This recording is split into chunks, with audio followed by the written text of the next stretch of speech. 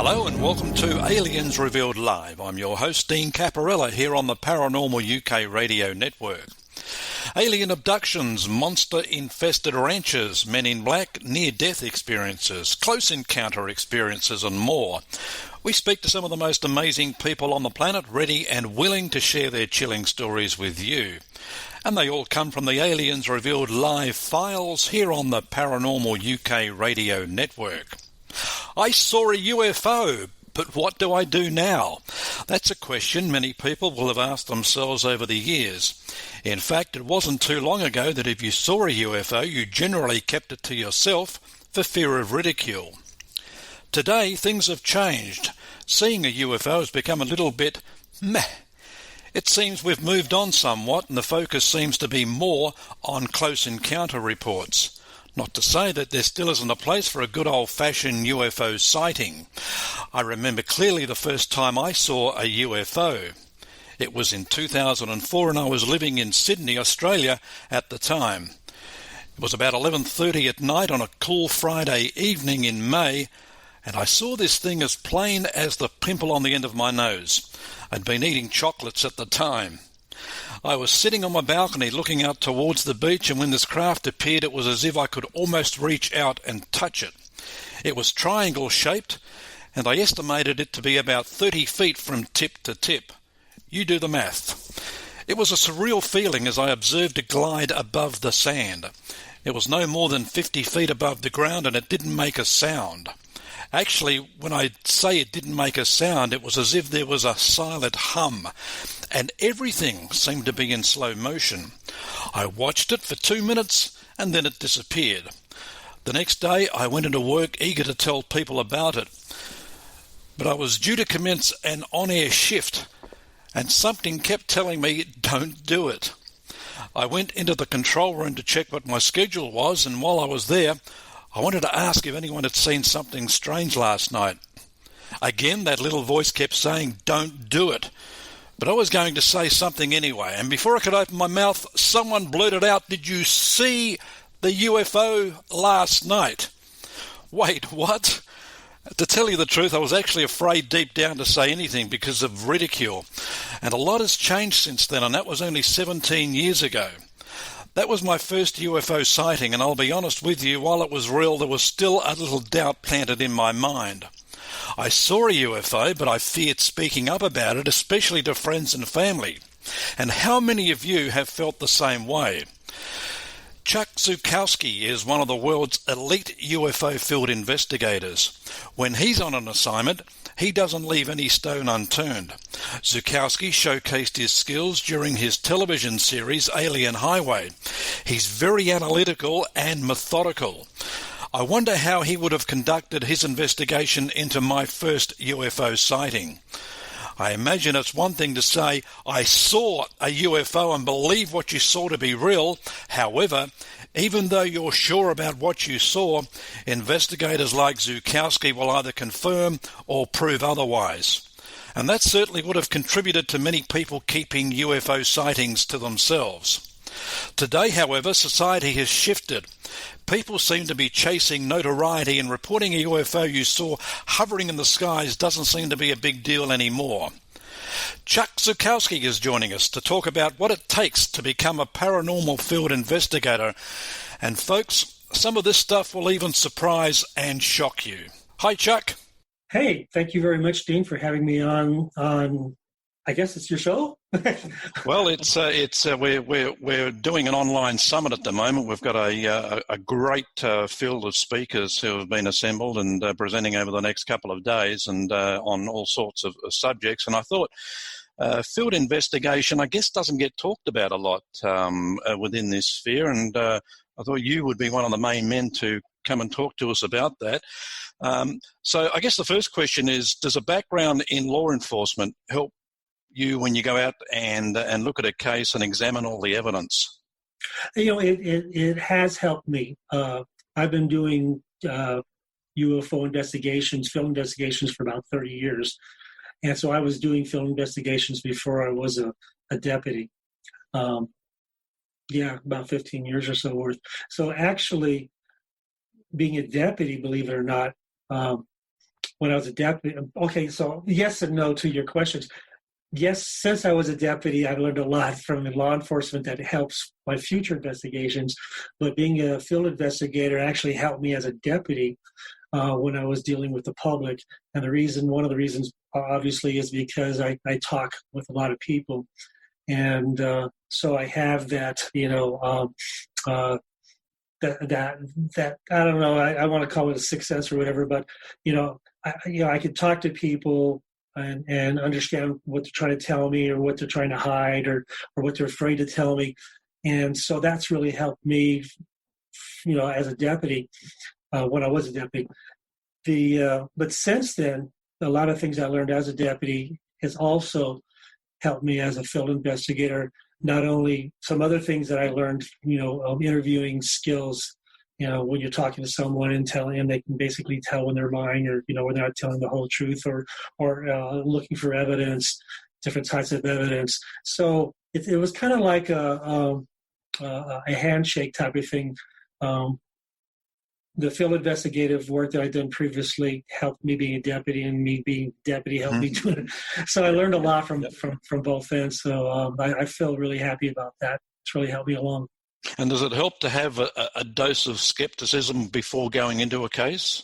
Oh, absolutely. One of the things that I've always tried to do before every case is going into a case non-biased. Okay, and you don't want to be biased, and I've seen so many investigators or people who call themselves investigators. Oh yeah, that was a UFO. No, that was a mothership. Oh, no, you got to go in non-biased, very analytically thinking. Now, my full-time job is I design microchips. I'm an IC mass design engineer, and I've been doing that just a couple of years less than the UFO stuff. Been doing that just a couple of years more. But the thing is when you design microchips and you deal with engineers, and you think very analytically. Mm-hmm. Well, I incorporate that into my investigations. Now, that also means that when I get the investigations or I get sightings that come to my website or people contact me, it's really easy for me then to decide, okay, which one am I going to do? Now, obviously, you can't do every investigation on every sighting you get because there's just not enough hours in the day, and I still work full time, so I'm using my free time to run my investigations and all my equipment. I pay for myself, so there is no budget. It's just whatever the wife doesn't know I'm paying for. If she knew how much money I've invested in all this, she'd probably divorce me. I think she knows. She'd probably start her own investigation. But you have to go in thinking analytically. You have to go in and you have to eliminate everything that's possible and plausible first before you start looking at what's not possible from, based on the paranormal, what's not normal.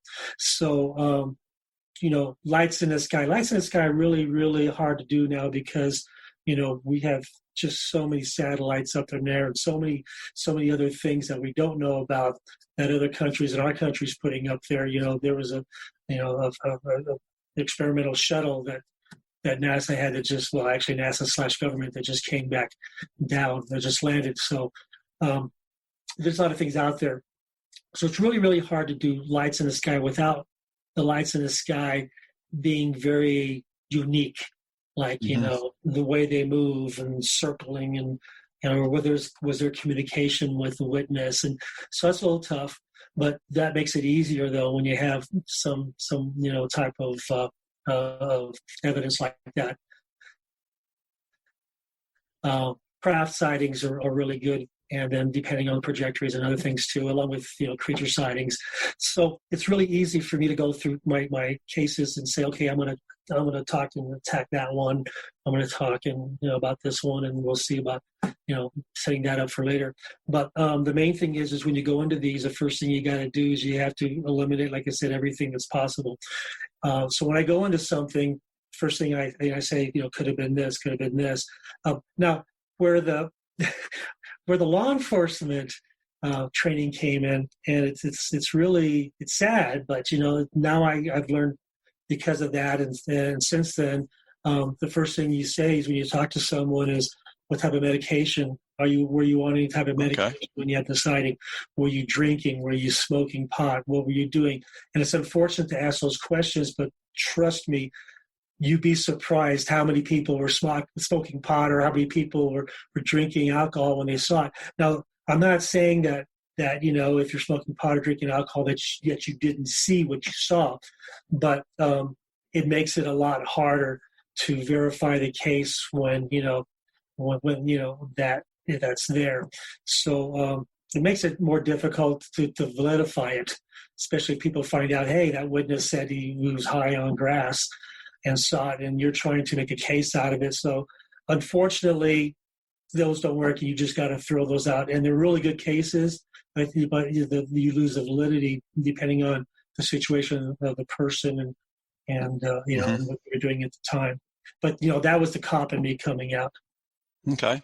So are you able to close most of the cases that you investigate, or are there some that you just cannot prove one way or the other? I wish I could close my investigations. To be honest with you, the reason why we can't close them is because the only way we could close them is to verify exactly what they saw, if it was ET or a creature of some sort. So really, every investigation that a field investigator does, it's somewhat open because that's why we're out there. We're trying to find the elusive evidence of what we're looking for, if it be Bigfoot or Mothman or the lights or orbs, and why they're really balls of light and crafts. And anyway, so that's kind of a tricky type of question. You can close them to the point where you get enough information that validates what the person witnessed or what the person saw, and that satisfies them. But then it doesn't really. You can't really close it, like a homicide case. Yep. I found that person who murdered that person. He's in jail. Case closed. And that's like with animal mutilations. Animal mutilations are basically animal cruelty cases. And even though they're signified as an animal cruelty case meaning that law enforcement can't find any evidence that an animal committed that type of carnage on a cow or a horse or whatever, so it's got to be human. But there's no in between. All they have is A or B. So instead of leaving the case report open as an open case, they close it with animal cruelty, meaning I can't find evidence that a human did it. But gosh, it's got to be, because there's no evidence that a predator did it, so we leave it as animal cruelty. They try to close the cases, but I've talked to a few law enforcement agencies that have kind of left the animal mutilation cases open too.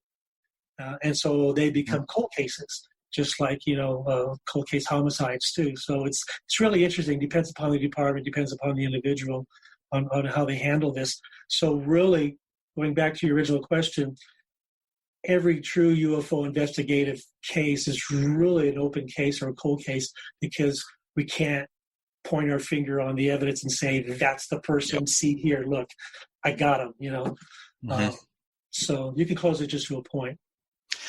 Alien Highway is a little different than most UFO shows, and I think it's a great concept. It reminded me a lot of Bill Burns' old show, UFO Hunters. And so I think you did eight episodes in the first season. How did that show come about? Yeah, it's funny because I was actually on one of Bill Burns' shows, so episodes. It's funny that you mentioned him. It's interesting how that came around. I every now and then I'll get calls or emails from production companies, and they're trying to pitch a show, or they have something, and I was kind of toying with, do I want to do this or not? There's actually more to this story than that. What happened originally was I signed a life rights contract with New Line Cinema and Warner Brothers over a book that was written about me called 37th Parallel for a movie.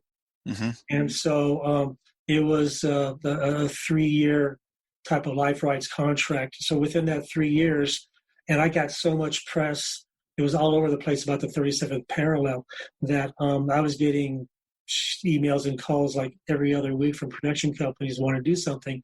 But because I had signed a contract, I kind of wanted to keep that project separate than everything else. So I held off. and the contract expired at the beginning of last year. And so I said, okay, I'm going to start looking at people or production companies that contact me. And Rick Sasson from Three Ball Entertainment, actually, that's parent company he's working for. Parabolic is the name of his company. He contacted me, and he just left a production company that was working with Duck Dynasty. So I thought, well, that's pretty good because, and then he's also had a history with Paranormal State and back in the day. So, he's really up at the paranormal. We started talking over the phone. And what I liked about Rick is he basically said, Chuck, how would you do a TV show? And I said, simple, I would do a TV show like I do my investigations. I would want to portray it to the public. I would like to run it like I'm running an investigation so the public, the viewers can see it from, the point of view is this is an investigation. This is how the investigations are run. What I don't like is, I don't particularly like, the investigators that are sitting in the studio and they're talking about it. And then they have actors portray, what happened. And a lot of times they're not even, they show old footage or something. I want to be boots on the ground, like a real field investigator, talk to the real people, real places, see their evidence, try and figure out what's going on. And hopefully, that plays out well to the viewers. And we got a lot of really good responses from the show, from the 8 1-hour episodes. There was even a lot of things that happened in the episodes that really amazed me, that was out of the ordinary.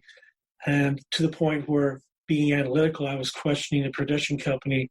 There really was a case. There was one particular case where I was questioning production company whether or not they altered the evidence or messed with the evidence because it was so good. Wow. But as a field investigator, you've got to really be, what's the word I'm looking for? Leery of everybody. Everybody is a suspect.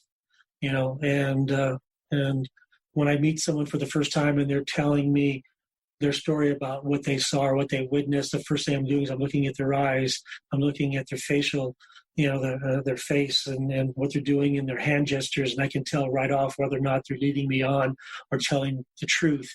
And I was playing that game with the production crew too, because I seriously thought that someone messed with evidence because it was so good, and they didn't. So it was kind of fun that the investigations that we set up for Alien Highway, we set up stuff that was happening now, or as close as we could get to happening now, to try and get the evidence we were looking for. You can't do that all the time, unfortunately, because it's like a fireman saying, okay, I'm going to do a show about, houses that are on fire, but you just have to wait till there's a house on fire, before. And that's not how production works. But we got really lucky with Missouri. We went to a couple places in Missouri. We shot 2 different episodes in Missouri where there was activity. And then we shot an episode in Utah near the Skinwalker Ranch where there was activity, in Sedona where there was activity. So these are some of the things that when I originally was talking to Rick, he says, where would you want to go? And so out of the 8 episodes, 7 of them were my idea. The 8th episode, or the one called the California or SoCal clusters, I don't investigate the craft coming out of the ocean on the West Coast because I live in Colorado. Yeah. And that's the bottom line. All I can do is read about it, and sure, I know about the different hotspots over there, but I've never been able to physically do an investigation. But all the other 7, I've been to those locations, and I've done previous investigations, so I was able to bring something personal to the table. Yep. The Skinwalkers episode was the one I really loved. It was fascinating. Did you come up with that the idea of the Skinwalker? Well, yeah. Basically, I wanted to do the Skinwalker Ranch, and we couldn't get into the ranch, but I knew from talking with people that worked with MUFON and didn't work with MUFON that there was activity outside the Skinwalker. Now, I know, living out here in Colorado, that the San Luis Valley is very, very hot. It's not one specific spot. It's just hot everywhere. if it's Alamos or Crestone, Trinidad, Western, whatever, but it's all hot. So I knew that if the Skinwalker Ranch, like the Bradshaw Ranch, which we did in Arizona, it's just one spot that's been recognized as being hot, but it's hot everywhere. So the idea of going there, I don't need to get on the ranch. There's enough evidence from eyewitnesses saying there's a lot of stuff going on outside the ranch. The ranch may or may not be the focal point. I can tell you right now, I'm 50-50 on even whether or not the ranch is a focal point. I think there's a couple different focal points there. The Skinwalker Ranch just happens to be one of the focal points. But there's so much activity there, I couldn't wait to get there, talk to the locals, and see what's going on, and we capture our own evidence. Now, the evidence that I was telling you earlier that I was questioning was from the Skinwalker Ranch. If anybody saw that episode, I have a Moultrie game cameras, and they're a little bit higher end game cameras, and I've used those for Bigfoot investigations and cattle mutilations and stuff. But I had a couple of them set up out there in an area where an eyewitness had seen what he claims is a skinwalker. And so if you've watched this show, you think that it was manipulated, and it wasn't. But so you see the road, mm-hmm. and it turns on, and you can see snow come down because we were in snow for 2 months. Yep. And then all of a sudden, a large coyote or a wolf just appears running on the road. And the first time I saw that, the first thing I thought was, okay, well, someone manipulated that in edit, because that's just ridiculous. Because I know how game cameras work; they turn on from a motion sensing, and so I figured, okay, the snow turned on the camera. The camera was recording the snow, and someone superimposed a wolf running or a large coyote running over there, and that was the analytical side of me. Right when they were showing me this, and even on film, I'm kind of watching this. If you watch me, I'm kind of like, okay, wait, and my mind's going with this. After that, after I saw that, I questioned them, and the response was, well, okay, you set the camera last night. We all drove 20 hours or 20 miles back to the hotel in the snow. We came and got the camera this morning. The camera was in your truck. We pulled the SD card out a couple of minutes ago and showed 10, 15 minutes ago and showed you the clip. And so I at that point I'm thinking, oh yeah, they didn't have access to it. Mm-hmm. I had access to it. Oh my God, I did it. Yeah. But it was like, oh my God. And even now when I watch that episode, I question that. But even though I know that that's what we caught. But if you don't question things, and if you don't question yourself, you have to question yourself to make yourself a good investigator. Because once you get to the point where you become very relaxed in what you're doing, then unfortunately you might miss very good evidence, or you may not go to the area where the evidence needs to be. The other thing was they were looking for, okay, we need to do a night investigation, for this particular episode. And they wanted to go to what we call Four Corners, that area where we captured the wolf or the coyote. That's where they wanted us to do our final night investigation. And I said, no. Based on my experience, we need to go to the cemetery, because that's where two witnesses experienced a creature of some mm-hmm. sort. And then also, we actually picked up some EVPs there when we left the camera there. But the cemetery sits like here, Skinwalker sits here, and over here is the Four Corner, or not what I call it. It's actually Crossroads. Right. We call it the Crossroads. And so if something was going to go from the Crossroads through the cemetery to the Skinwalker, the cemetery seems like it's the best spot, because we couldn't get the cemetery, or we couldn't get from the cemetery to the Skinwalker. But just over the hill was the Skinwalker Ranch, and then the hill next to the cemetery they called UFO Hill. So anyway, we fought with the directors. I had two directors. I had a showrunner and a director, and I'm fighting with them the whole day, going, no, we don't. Let's not go there. And they go, well, fine.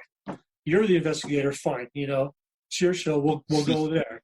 But we told you so, and we knocked it out of the park. because, we had in that last scene, there was something that came up on us that was on four legs, although we didn't know it. My son Daniel was up on a hill looking down at us when we were running our investigations in the cemetery, and he's using my night vision binoculars, and he could see a dark mass kind of going towards us, and he told me that. Now, he's using $800 night owl binoculars. The guy beside him using a $70,000 red camera. Wow. Wow.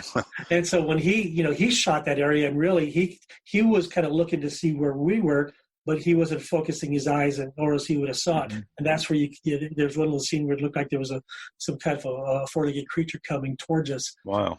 We picked up the growls, and then we had the lights in the sky.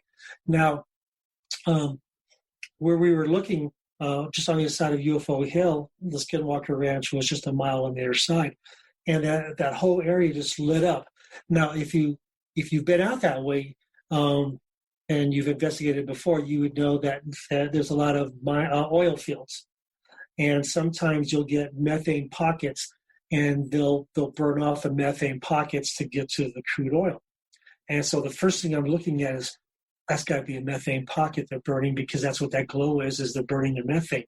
And I go, but that's really close. That's over by the Skinwalker Ranch. And we were near the ranch, a day before, and even the 2 days before, and there was no drilling in that area. We actually went up to the front gate, but, we didn't go in there. I just want to see what it looked like.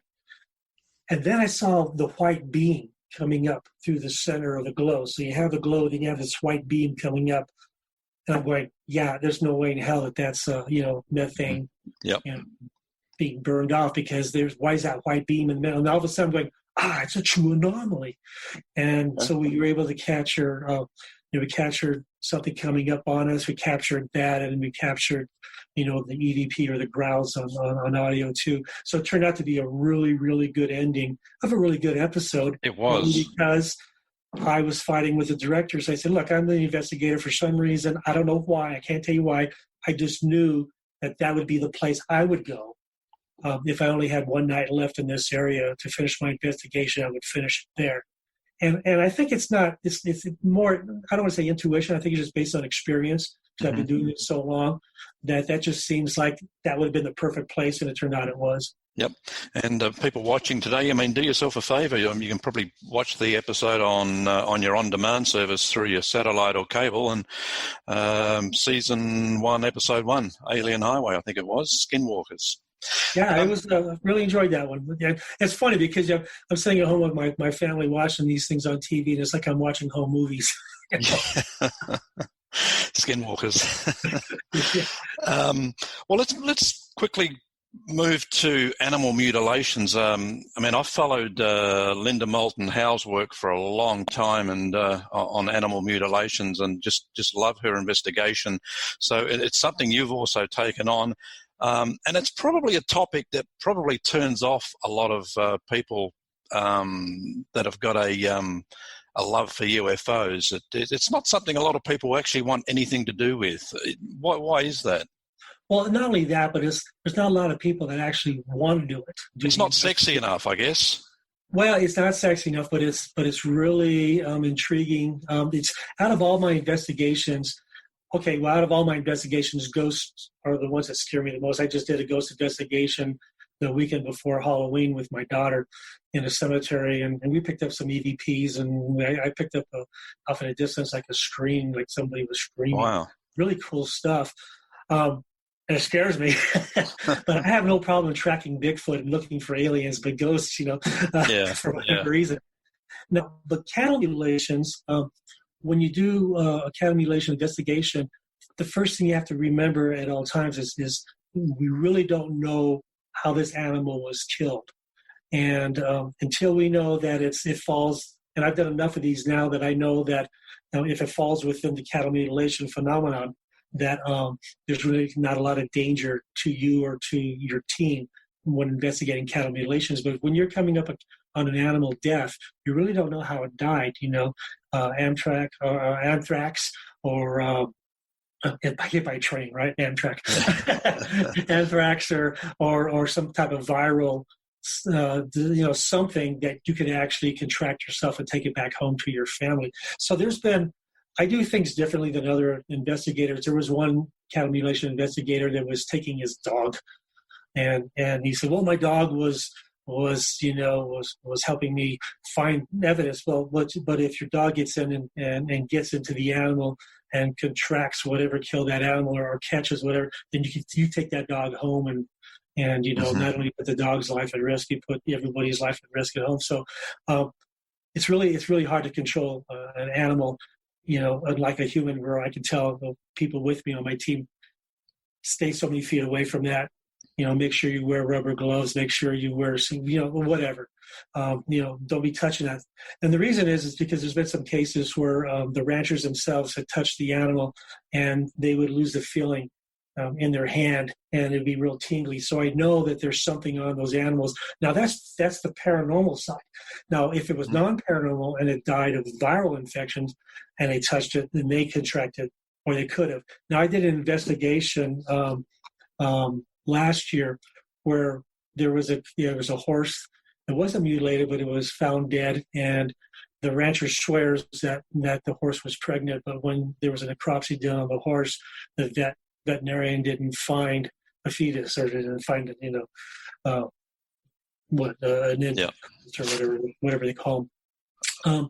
So there's a question there is, did he think that the horse, was pregnant, because the vet says that they showed no signs of being pregnant? But then I go back to my abduction cases, and I've worked some abduction cases where women were pregnant, and they were known to be pregnant from the doctor, and then they didn't have abortion, but they lost, they lost the baby, and it would just wake up one morning and it's gone. And I had a couple of cases out here in Colorado. Really, really hard to do abduction cases and stuff like that, because it's, you're dealing with humans and human emotions. Yep.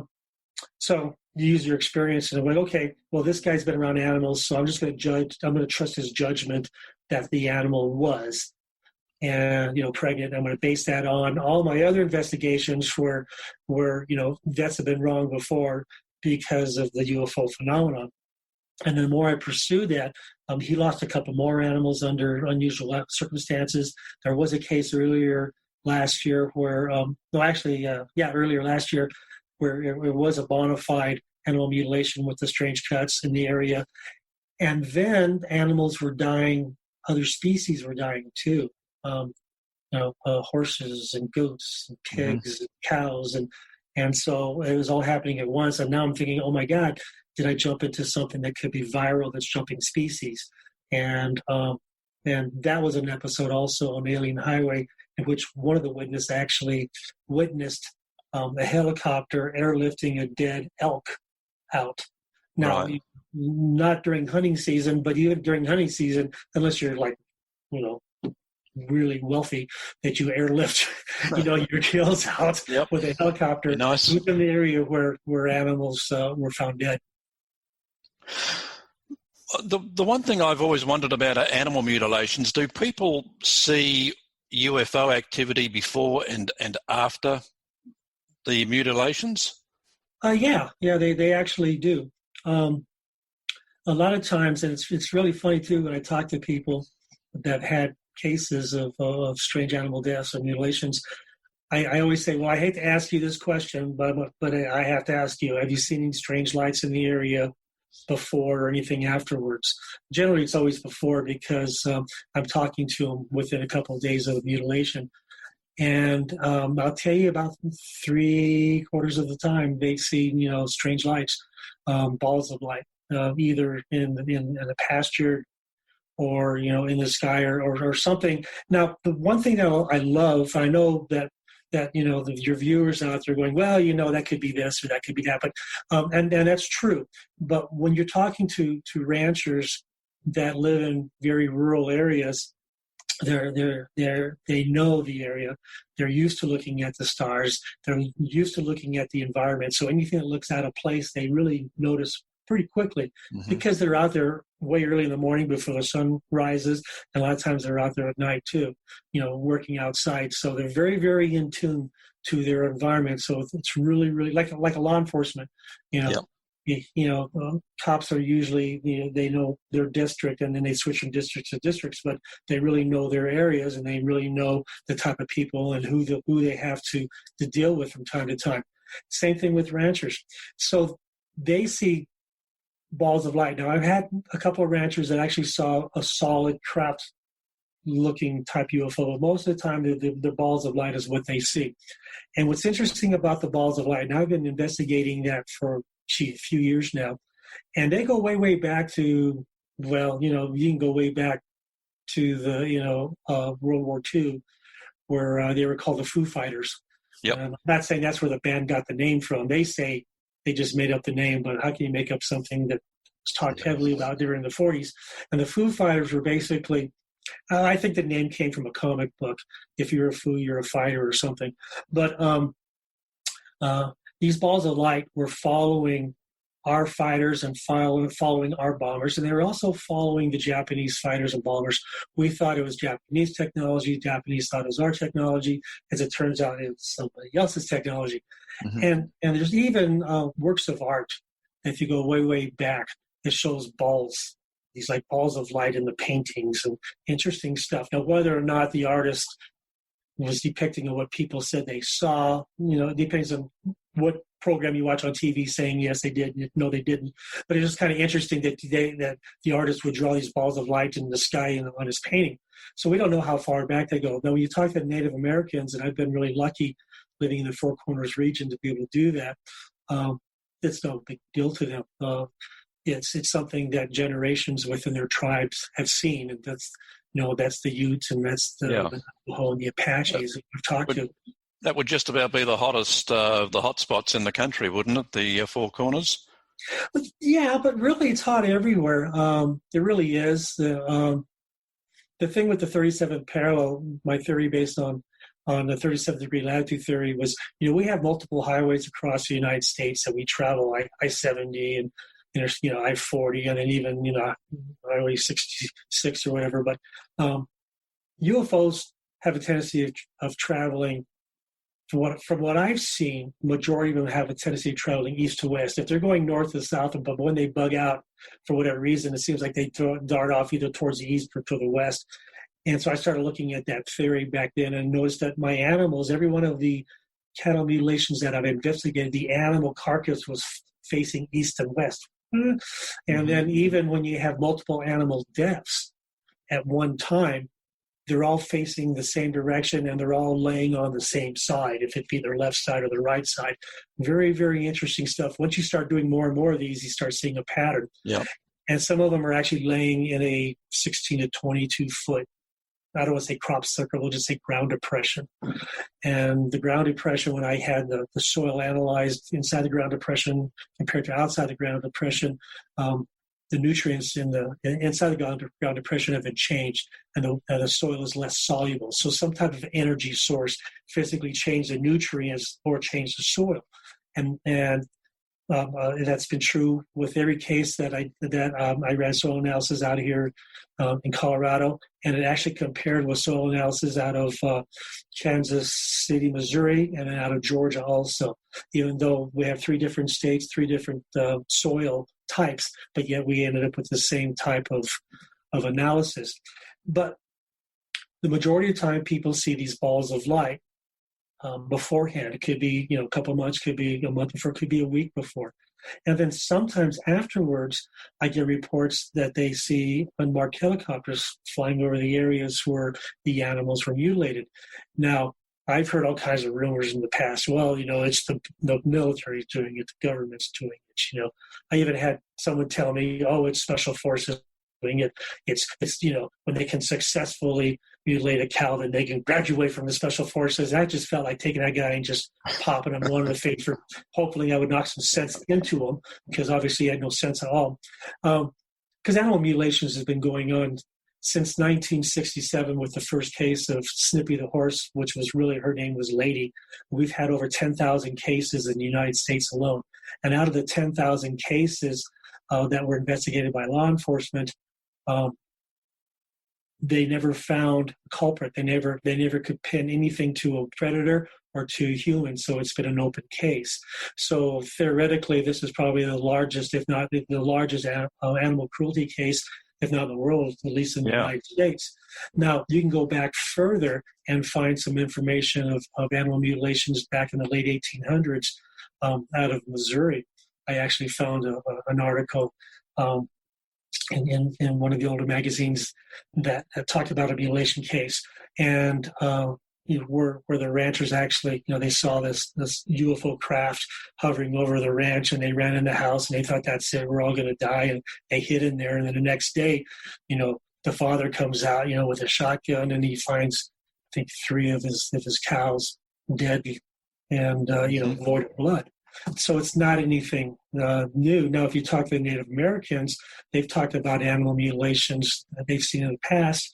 They don't like talking about them because depending on the tribe, that could relate to, a shapeshifter or skinwalker or something like that.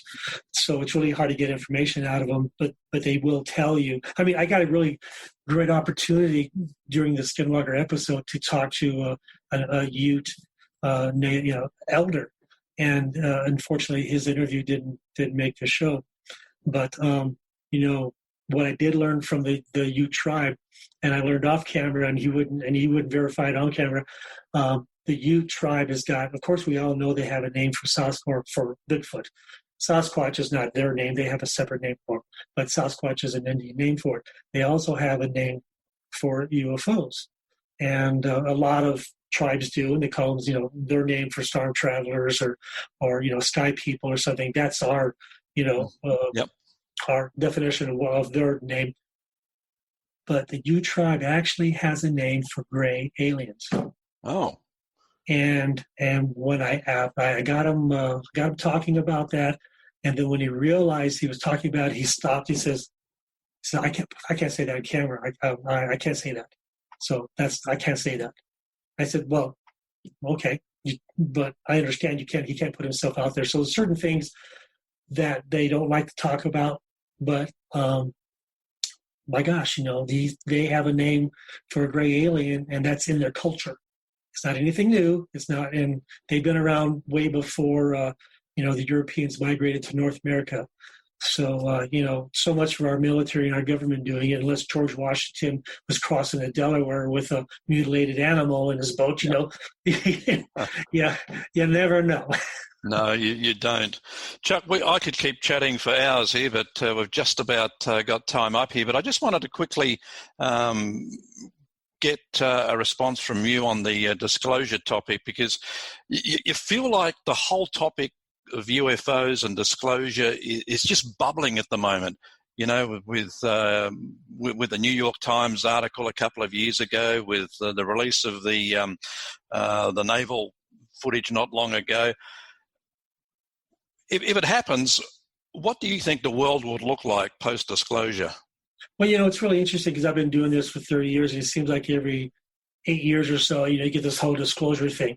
It's like the guy in the corner is holding up, the sign says Jesus is coming. I'm going, when? You've been holding that sign since the 60s, for God's sakes, But time is irrelevant.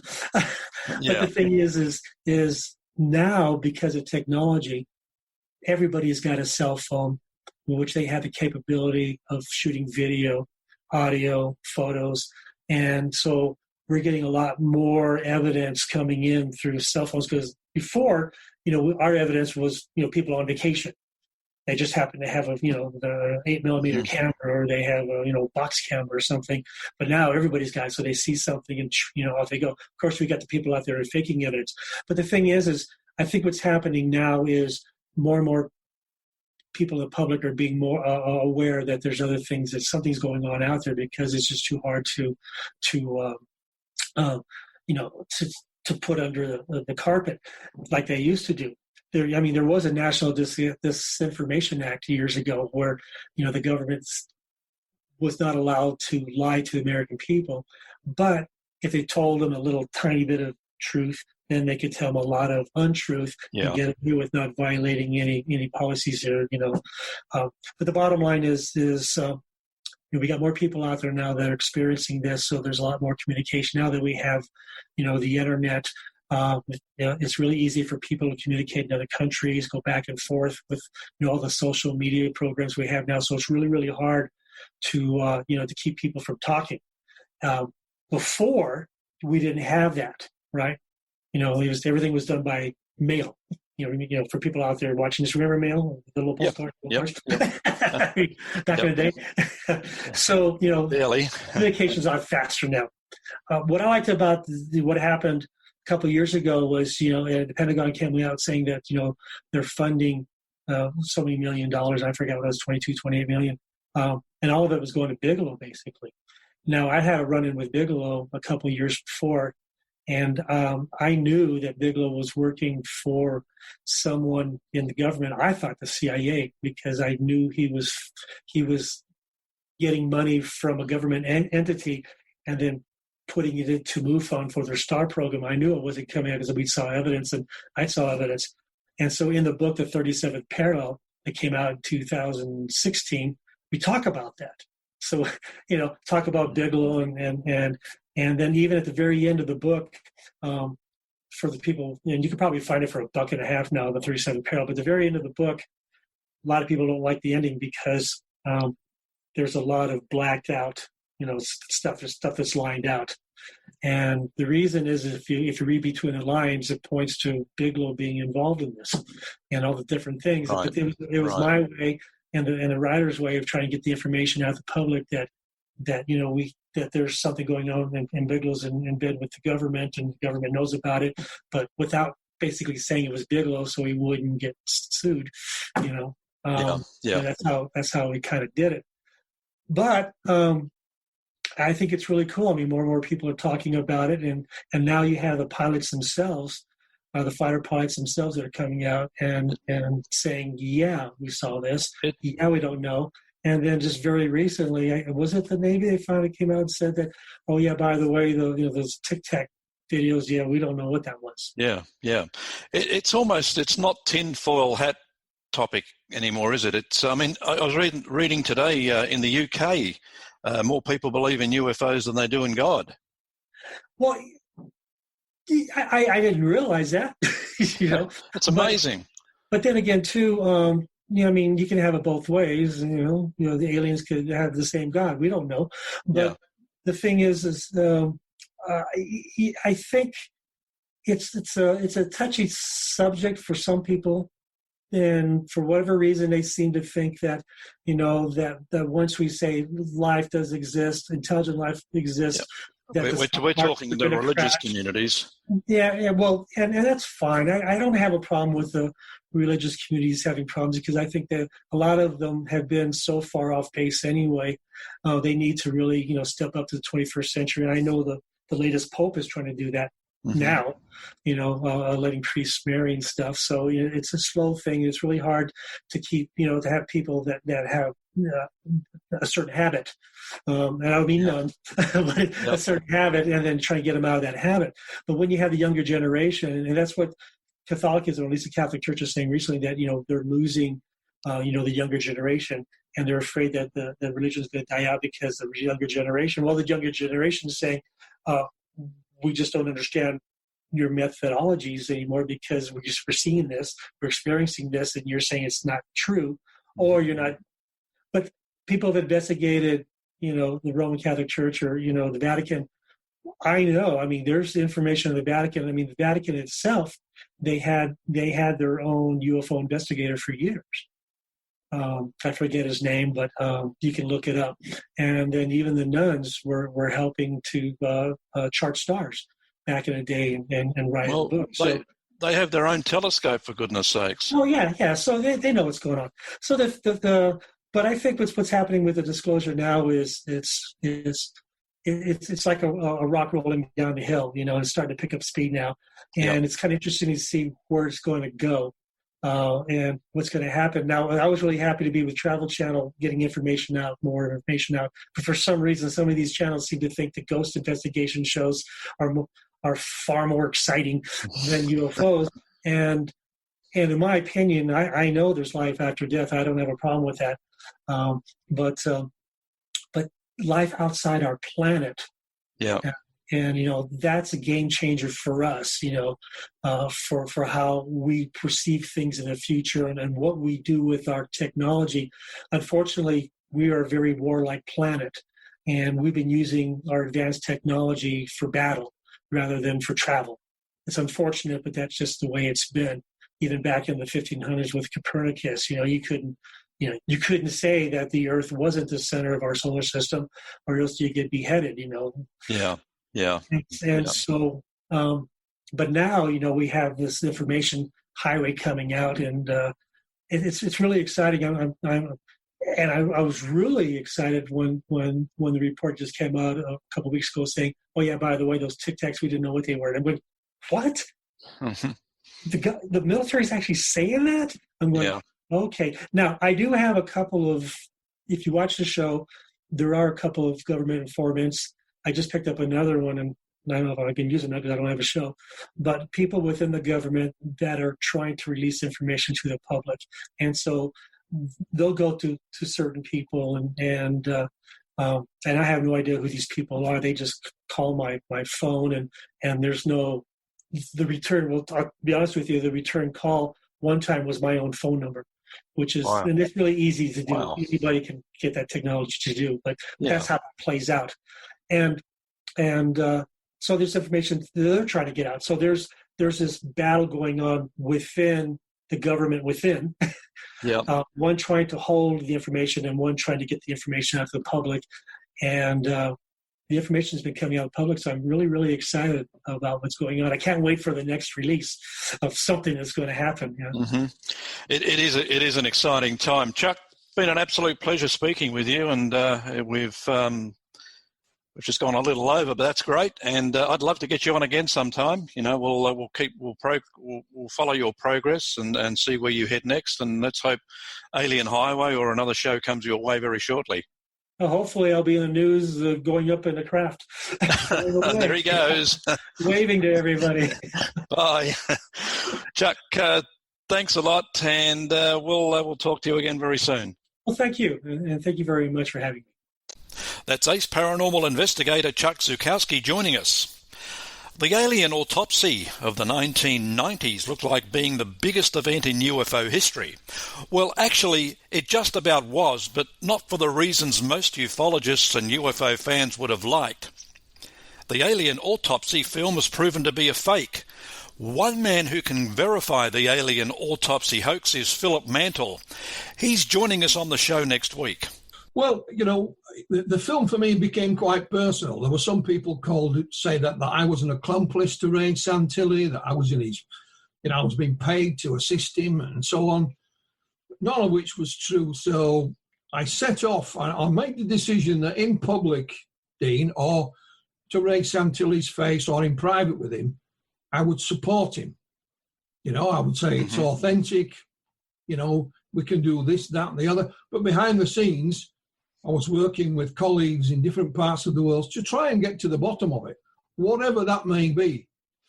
Little did I know it would take a lot longer than it did, but slowly but surely we chipped away at things. For example, the first piece of film he showed us, we got the nickname the tent footage.